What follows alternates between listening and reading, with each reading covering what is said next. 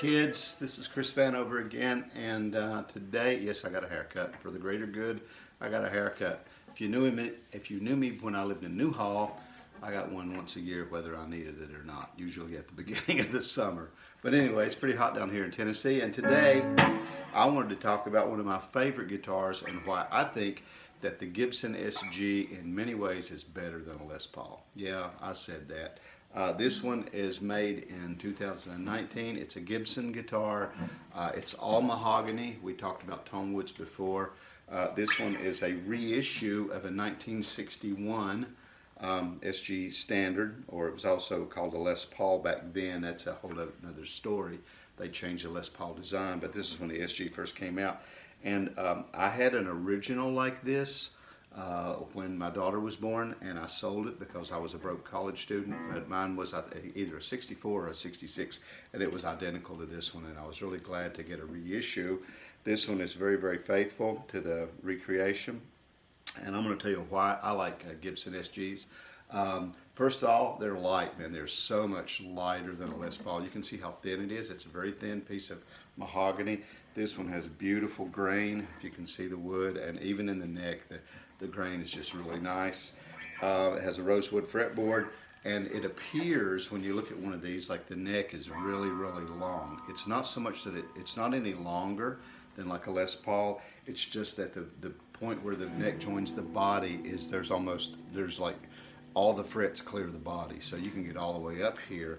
And so if you look at this, like this is D, right? And this is E, well this is D again. You can get all the way up to a D here on this, which is pretty crazy. And if you want to play up here on the high register, this will really discipline you to hit your fingers right in the frets. I mean, you really have to have a lot of discipline and accuracy to play up here. One of the other things that I really like about an SG, especially now, there are a lot of cheap ones and they're not all created equal, so you get a good one. But the thing I like about it, we talked about before, is because it's a really lightweight piece of mahogany, is when you hit the thing, that's unplugged. It's really almost like an acoustic guitar when it's unplugged, and I really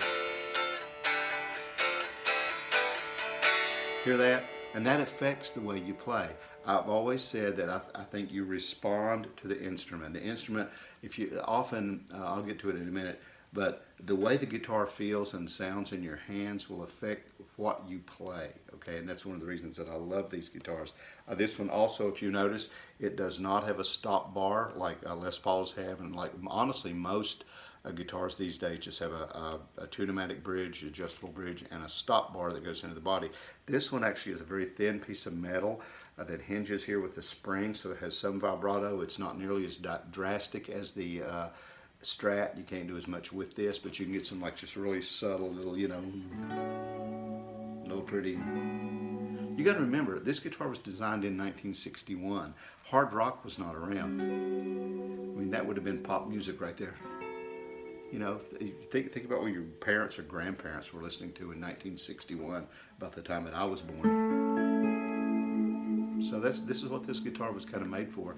But because it's so lightweight here, and that is such a kind of a, there's not any real mass to this, it makes the guitar really ring and sing out, okay? More than a Les Paul, yes, more than a Les Paul. Now, it doesn't have the sustain, and we talked about the difference between sustain and resonance. So if I hit a note like this on a Les Paul, it's going to last a lot longer. I can put a little vibrato with my finger. I make it last out some, but it's not going to be like a Les Paul. And that's part of the beauty of it, is that the notes don't override each other on one of these guitars. So when you play a note, it kind of dies off gracefully for the next note to come in. And I like that because it gives you a lot more room in your playing.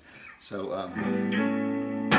another thing that I like, you guys know I love progressive music. That's why I wore the Song for America shirt today, because one of my heroes, Kerry Livgren, played one of these a lot. You can see old pictures of him playing one, actually very, very much like this. He had a green one, kind of bluish green. I think the Pelham blue they called it. But a lot of guys that played more experimental kind of music played these. The neck on this is wider and flatter than a Les Paul, so it kind of tends to, it makes you want to play some bigger chords, more complicated chords. if you're into that kind of thing, you've got more room for your fingers, okay? And it's not thicker this way; it's wider and flatter, okay? And I really enjoy that when I'm playing.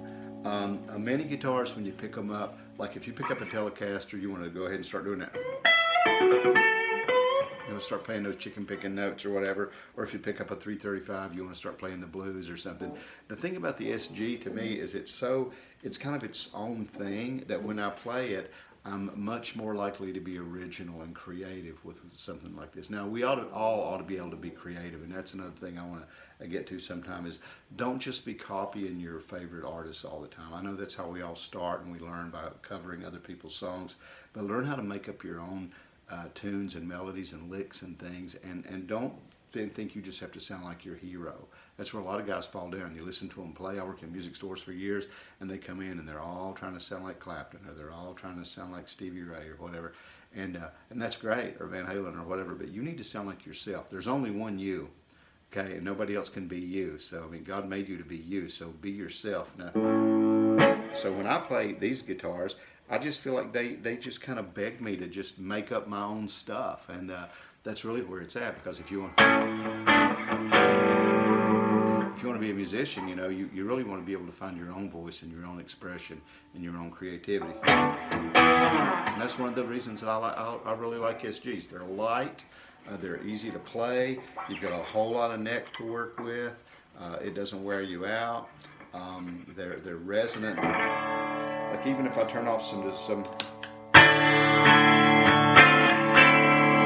that's no distortion on this guitar, but it sounds like a rhythm guitar. Listen.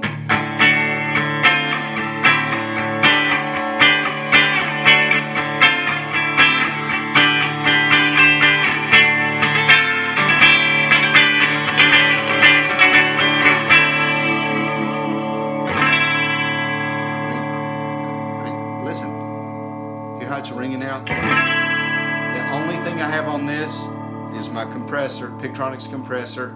A little of that reverb you're hearing from the TC Electronics, and my old Tweed Fender amp back here. So I mean that's so. A Les Paul won't do that. It just won't. It won't ring out like that. And I mean you can just.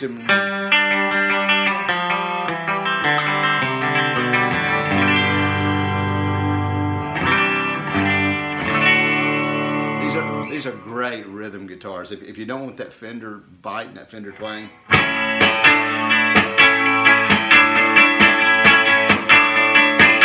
you just get that. I can't say enough about them. Again, you know, if you want to play, I mean, a lot of guys played rock lead on these things, as you know.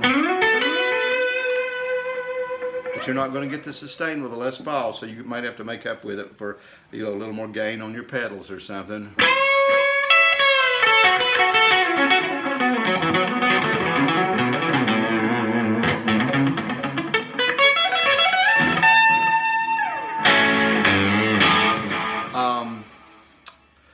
In my opinion, most Gibsons don't sound good at low volume, and that's one of the things I want to talk about on the part 2 of Les Pauls later. When I talk about the Les Paul again, is most Gibson, you got to put turn your amp up. You don't have to sound like heavy metal, but even if you're playing country or blues or something, if you're playing a Gibson electric solid body, my opinion is you need to give it some volume, or you're just not going to sound good. And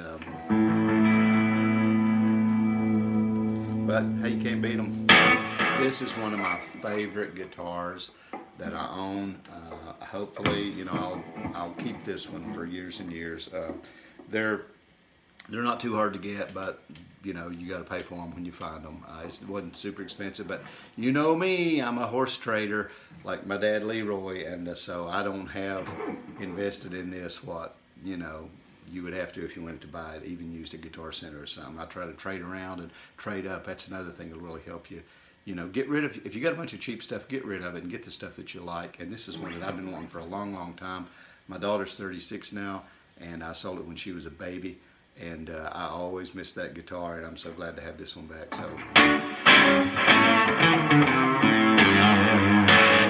So anyway, God bless you guys. Remember, music is a gift. Everything that comes from our Heavenly Father is a gift for us to share with others, not to be abused, and not for us to use selfishly. So I'll see you guys around, and feel free to comment. This will be on Facebook, as you know.